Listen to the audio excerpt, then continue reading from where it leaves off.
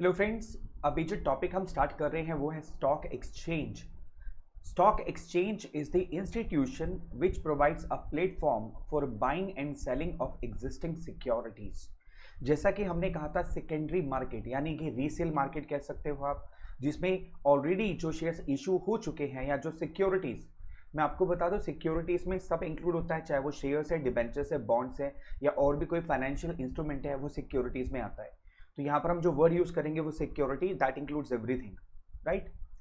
Institution, stock exchange is the institution which provides a platform for buying and selling of existing securities. Here the important word is existing securities.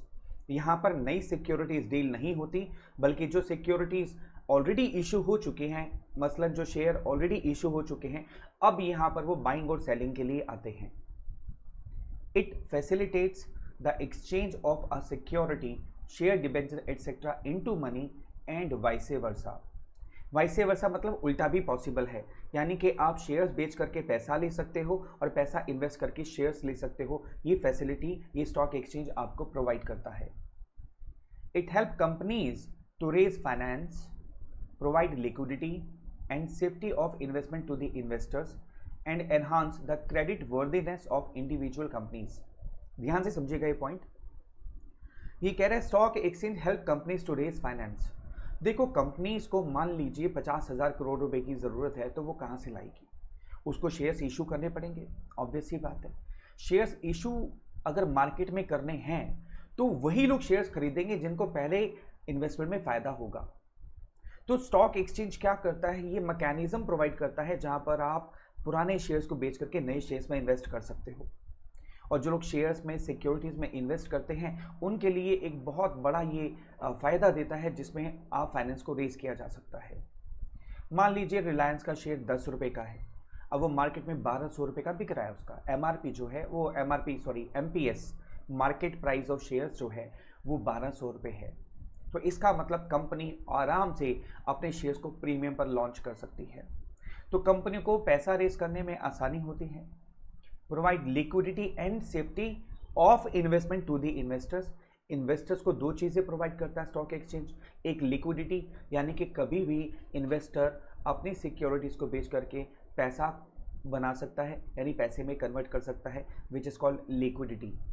And safety of investment, और यहाँ पर investment काफ़ी safe मानी जाती है क्योंकि पूरा stock exchange SEBI की गाइडलाइंस के तहत चलता है।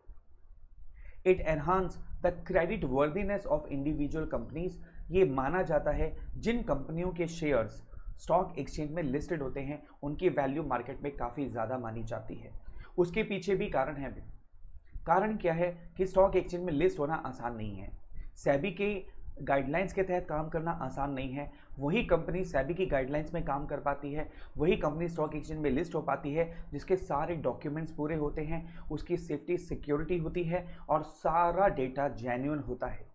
इसलिए उन कंपनी की, यानी जो कंपनी स्टॉक एक्सचेंज में लिस्ट होती है, वो मानी जाती है कि उसका डेटा, रिकॉर्ड सब कुछ अप टू डेट है और वो हर बार चेक होता है सेबी के द्वारा। तो एक श्योरिटी मिलती है। इसी वजह से उन कंपनियों की जो क्रेडिट वर्दीनेस है, यानी कि आप कह सकते हो मार्केट रेपुटेशन, वो बहुत हाई मानी जाती है। अब चलते हैं फंक्शंस ऑफ स्टॉक एक्सचेंज के हैं कि स्टॉक एक्सचेंज के फंक्शंस कौन कौन से हैं। पहला, providing liquidity and marketability to existing securities. देखिए, अगर एग्जिस्टिंग सिक्योरिटीज़ नहीं बिकेंगी तो लोग नए शेयर्स में इन्वेस्ट नहीं करेंगे, और अगर नए शेयर्स में इन्वेस्ट नहीं करेंगे तो जो नई कंपनियां हैं या कंपनी को जो नया फाइनेंस चाहिए वो नहीं मिल पाएगा। तो सबसे पहला फंक्शन है providing liquidity and marketability to existing securities. It creates a continuous market where securities are bought and sold. यानी कि डेली बेसिस पर, मैं आपको बता दूं स्टॉक एक्सचेंज जो है सैटरडे संडे ओपन नहीं होता, राइट।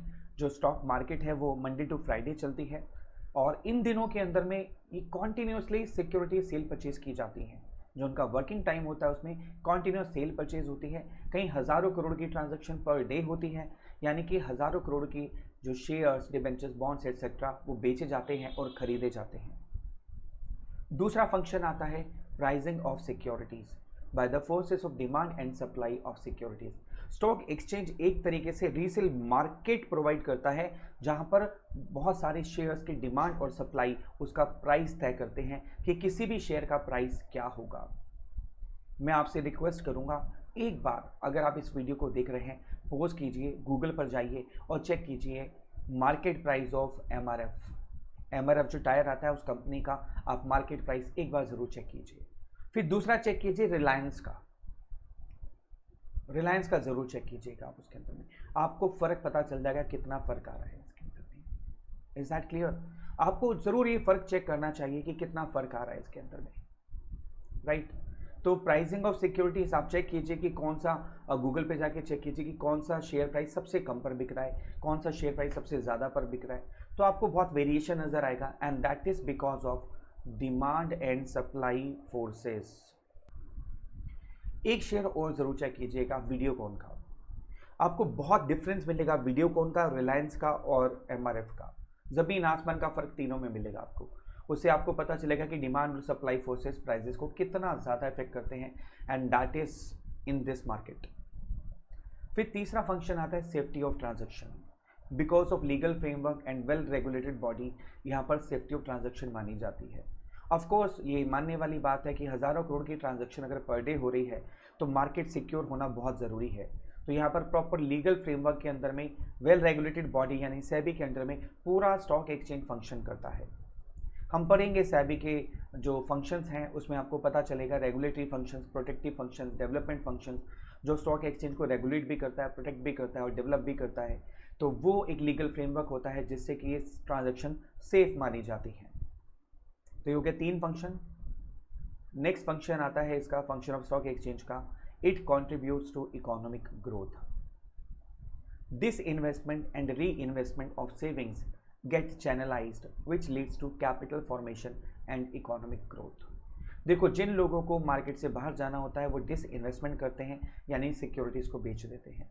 जिनको मार्केट में आना होता है वो री इन्वेस्ट करते हैं, दोबारा से खरीद लेते हैं। यानी कि इन और आउट जो कह सकते हो, इनकमिंग और आउट गोइंग दोनों चलती रहती है, यहाँ पर दोनों चलती रहती है। तो इसलिए पैसा इंटैक्ट रहता है, पैसा मार्केट में ही रहता है। नए इन्वेस्टर्स आते हैं, पुराने इन्वेस्टर चले जाते हैं, फिर नए इन्वेस्टर्स आते हैं, पुराने इन्वेस्टर चले जाते हैं।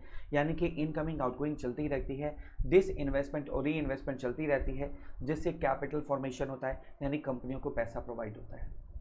कंपनियां अपनी स्टॉक मार्केट को मेंटेन कर पाती हैं। अगर सिर्फ एग्जिट होगा तो स्टॉक मार्केट गिर जाएगी। Is that clear? तो इसलिए एंट्री और एग्जिट दोनों होता है स्टॉक मार्केट के अंदर में, जिससे हमारी इकोनॉमिक ग्रोथ हमेशा बरकरार रहती है। 5वां फंक्शन आता है स्प्रेडिंग ऑफ इक्विटी कल्ट। इसको बड़े ध्यान से समझिएगा। इक्विटी कल्ट का मतलब क्या होता है?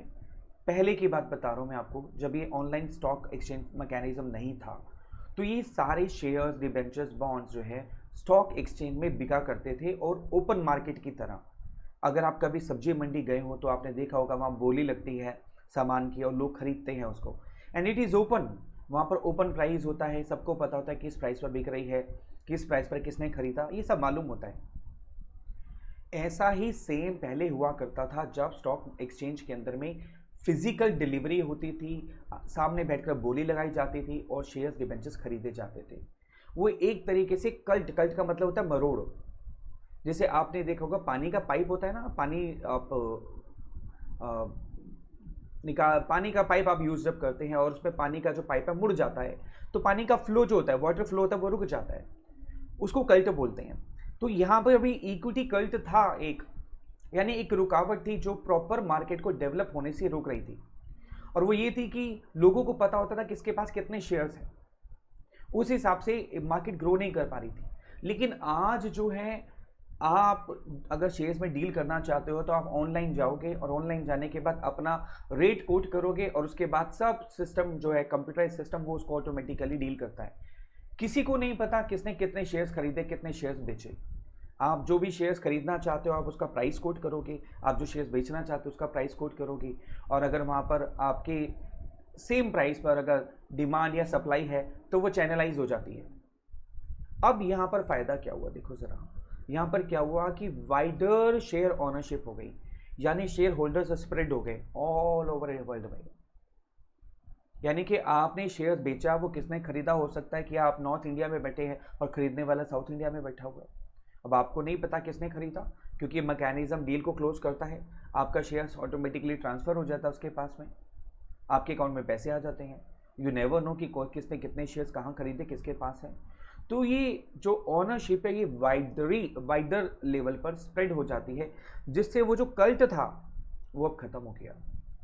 स्प्रेडिंग ऑफ इक्विटी कल्ट इसी को बोलते हैं, by ensuring wider share ownership by regulating new issues.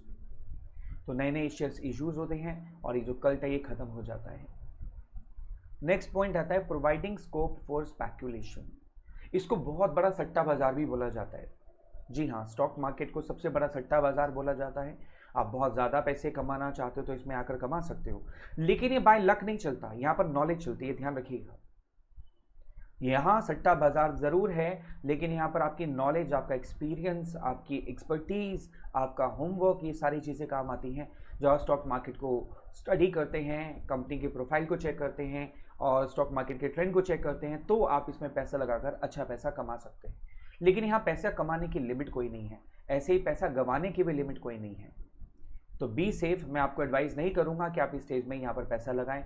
हाँ, स्टॉक मार्केट को वॉच करें, उसको एनालाइज करें, ये आप इस समय कर सकते हैं।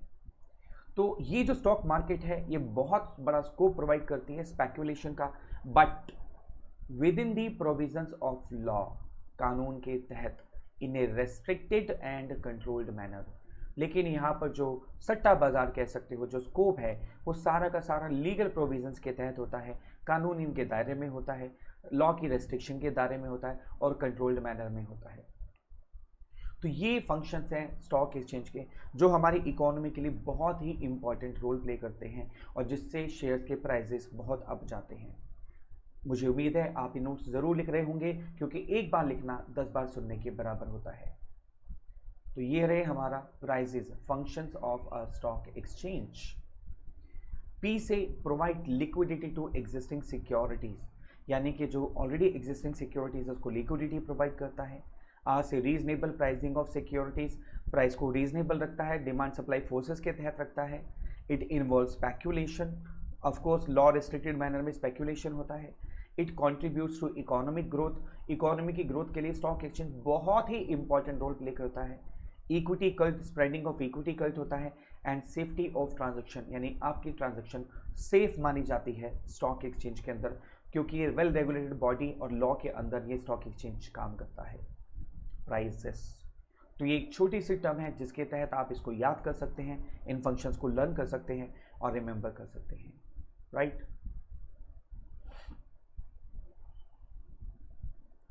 अब आता है trading procedure on stock exchange. देखिए बहुत सिंपल, ये थियोटिकल पोर्शन में आपके एनसीईआरटी में दिया हुआ है, हमने इसको ब्रेक कर दिया पॉइंट्स के अंदर ताकि इसको लर्न करना आसान हो जाए।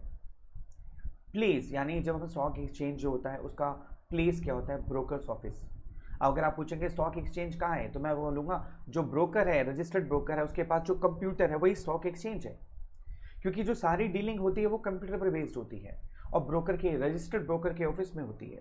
तो वो जो रजिस्टर्ड ब्रोकर का ऑफिस है, that is the stock exchange for you. अब क्वेश्चन आता है ब्रोकर कौन होते हैं, क्या कोई भी ब्रोकर बन सकता है इसके अंदर पे? नहीं। अक्सर क्या होता है, लोग प्रॉपर्टी का अपना बोर्ड लगाते हैं दुकान के ऊपर और प्रॉपर्टी डीलर बन जाते हैं, क्योंकि वहाँ पर कोई आपको सर्टिफिकेट की ज़रूरत नहीं है। बट यहाँ ऐसा नहीं है कि आप यहाँ पर बोर्ड लगाएं और ब्रोकर बन जाएं। तो brokers are the members of a stock exchange, they may be individual, they may be partnership firm and it could be corporate bodies. यानी कि ब्रोकर कोई भी हो सकता है, एक इंडिविजुअल भी ब्रोकर बन सकता है, पार्टनरशिप फर्म भी ब्रोकर बन सकती है और बहुत बड़ी बड़ी कंपनियां वो भी ब्रोकर का काम करती हैं, but they are the members of stock exchange. Broker हर कोई नहीं बन सकता, is that clear? Fine. It act as intermediaries, यानी ब्रोकर जो होता है वो इंटरमीडियरी, जिसको बिचौलिया बोलते हैं, मीडिएटर बोलते हैं, उसका काम करता है बायर और सेलर के बीच में। ऑफ कोर्स देखिए हर जगह पर मीडिएटर की ज़रूरत होती है, तो यहाँ पर भी बायर और सेलर के बीच में एक मेंबर होता है जिसको हम ब्रोकर कहते हैं, सो कॉल्ड ब्रोकर कहते हैं, वो इंटरमीडियरी का रोल प्ले करता है। इसमें कंडीशंस क्या होती हैं?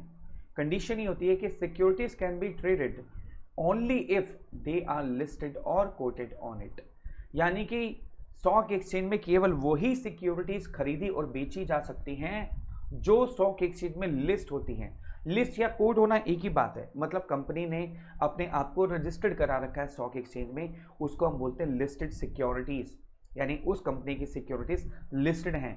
और स्टॉक एक्सचेंज में केवल और केवल वही सिक्योरिटीज खरीदी और बेची जाती हैं जो स्टॉक एक्सचेंज में लिस्टेड होती हैं या कोटेड होती हैं। अब क्वेश्चन आता है कि इसमें ट्रांजैक्शन कैसे की जाती है, how to carry out the transactions. जो ट्रांजैक्शंस कैरी आउट की जाती हैं वो कैश बेसिस और कैरी ओवर बेसिस पर की जाती हैं, जिसको कहा जाता है बदला, खून के बदले खून, है ना। ऐसा नहीं है खून के बदले खून, वो बदला नहीं है। देखो यहाँ पर दो तरीके से ट्रांजैक्शन होती है। कैश बेसिस आप समझ गए होंगे कि आपने शेयर्स खरीदे, कैश पे कर दिया, आपने शेयर्स बेचे और कैश ले लिया, तो ये कैश बेसिस। कैरी ओवर और बदला जो होता है, इसको ट्रांजैक्शन को बोलते हैं एक के बदले में दूसरा खरीद सकता है। मान लीजिए आप शेयर्स खरीदना चाहते हैं और मेरे पास, आपके पास पैसे नहीं है। आप शेयर्स खरीदना चाहते हैं बट आपके पास पैसे नहीं है, आपको पूरी उम्मीद है कि इसका शेयर प्राइस बहुत अप जाएगा, और मेरे पास पैसे हैं लेकिन मैं शेयर में इन्वेस्ट नहीं करना चाहता, आई एम नॉट इंटरेस्टेड। तो आप मेरे पास आए कि आपने कहा कि आप एक काम कीजिए कि राम सर आप हमारे बदले में शेयर्स खरीद लीजिए। मैंने कहा मुझे क्या फ़ायदा होगा। आपने कहा कि आज 100 रुपये का शेयर है और मैं 1 महीने बाद 120 रुपये में आपसे खरीद लूँगा, आज ही कॉन्ट्रैक्ट कर लेते हैं हम लोग। मैंने कहा ठीक है यार, फ़ायदा है, 1 महीने में 20 रुपये का फ़ायदा मिल रहा है पर शेयर, मुझे क्या दिक्कत है। पर आप क्यों इतना खरीद रहे हो? आप इसलिए खरीद रहे हो क्योंकि आपको पूरी उम्मीद है कि 100 रुपये वाला शेयर करीब करीब 150 रुपये या 180 तक जाएगा। अब आपको फ़ायदा क्या होगा कि आपने बिना पैसे लगाए 100 रुपये का शेयर 120 में खरीद लिया मेरे थ्रू 1 महीने बाद, और आपको उम्मीद है 1 महीने बाद उसकी कीमत कितनी होगी, 150 एंड अबव। तो 1 महीने बाद मैं आपको 120 का शेयर दे दूंगा और जो मार्केट प्राइस होगा वो आपका प्रॉफिट होगा। इसको बोलते हैं बदला। आपके बदले में मैंने शेयर्स खरीदे। अब आप बोलेंगे सर राम सर अगर आप मुकर गए तो प्राइस बढ़ गया तो आप तो मना कर दोगे कि मैं नहीं बेचता, 120 का शेयर नहीं, वो तो 150 का हो गया। तो मैं आपको बता दूं, बदला ट्रांजैक्शन जो होती है it is authorised by the stock exchange, और स्टॉक एक्सचेंज इसमें मीडिएटर होता है। ये प्रॉपर कॉन्ट्रैक्ट के तहत होती है। इसमें ना आप अपनी जगह से पीछे हट सकते हो, ना ही मैं हट सकता। आप और मैं दोनों अपनी जगह से नहीं हट सकते, आप अपनी बात से मुकर नहीं सकते। अगर आपने 120 में प्रॉमिस किया है तो आपको खरीदना पड़ेगा, और मैंने अगर आपको 120 में प्रॉमिस किया है तो मुझे आपको बेचना पड़ेगा। I hope it's clear. Cash basis और carry over basis, carry over basis को बोलते हैं बदला ट्रांजैक्शन, राइट। अगला पॉइंट आता है period of transaction, 15 days to a month, it is known as accounts. देखो अगर आप शेयर्स में इन्वेस्ट कर रहे हो तो आप रोज शेयर्स खरीदोगे बेचोगे, खरीदोगे बेचोगे, तो जिस ब्रोकर के थ्रू आप खरीद रहे हो और बेच रहे हो, कभी ना कभी तो आपको अकाउंट्स क्लोज करने होंगे। नॉर्मल हम बुक्स ऑफ अकाउंट्स क्लोज करते हैं 31 मार्च को, 1 साल के बाद, लेकिन यहाँ ऐसा नहीं होता, क्योंकि आप रोज शेयर्स खरीद रहे हो, रोज बेच रहे हो, तो आपको करीब करीब 15 दिन से 1 महीने में एक बार अकाउंट्स को सेटल करना होता है। जो भी लेन देन होता है, चाहे आपके पैसे निकलेंगे तो आपको पैसे मिल जाएंगे, और अगर आपको पैसे देने पड़ रहे हैं तो आपको ब्रोकर को पैसे देने पड़ेंगे। Is that clear? यानी कि आपको अपने बुक्स ऑफ अकाउंट्स को 15 दिन से 1 महीने के बीच में क्लोज करना पड़ेगा, अकाउंट्स को सेटल करना पड़ेगा, और जो भी लेन देन है शेयर्स का, डिबेंचर्स का, बॉन्ड्स का, व्हाटएवर, वो आपको सेटल डाउन करना पड़ेगा। अब आते ही सेटलमेंट कैसे होता है। Settled by payment for purchases and by delivery of share certificate, यानी जो शेयर्स आपने खरीदे हैं वो शेयर्स आपके नाम पर आ जाएंगे और आपको उसकी पेमेंट करनी होगी, सिंपल एज सच। तो ये है trading procedure on stock exchange, यानी स्टॉक एक्सचेंज में जो प्रोसीजर होता है, जो ट्रेडिंग की जाती है वो कैसे की जाती है। तो इस वीडियो में हमने क्या डिस्कस किया कि स्टॉक एक्सचेंज क्या है, वो कितना इंपॉर्टेंस रखता है हमारी इकोनॉमी के लिए। फिर हमने फंक्शंस किए जिसका एक्रोनिम था प्राइजेस, उसमें हमने बहुत सारे फंक्शंस पढ़े स्टॉक एक्सचेंज के, जिससे हमें ये और क्लियर हुआ कि स्टॉक एक्सचेंज हमारी इकोनॉमी ग्रोथ के लिए बहुत ही इंपॉर्टेंट रोल प्ले करता है। फिर हमने ये समझा कि स्टॉक एक्सचेंज फंक्शन कैसे करता है, उसका प्रोसीजर क्या होता है, ब्रोकर कौन होते हैं, कंडीशन क्या होती है, ट्रांजैक्शन कैसे कैरी आउट की जाती है, सेटलमेंट कैसे होती है, वगैरह वगैरह। तो यहाँ पर हमारा खत्म होता है एक टॉपिक जिसको हमने नाम दिया था स्टॉक एक्सचेंज। फाइन, चलो टेक केयर बेटा।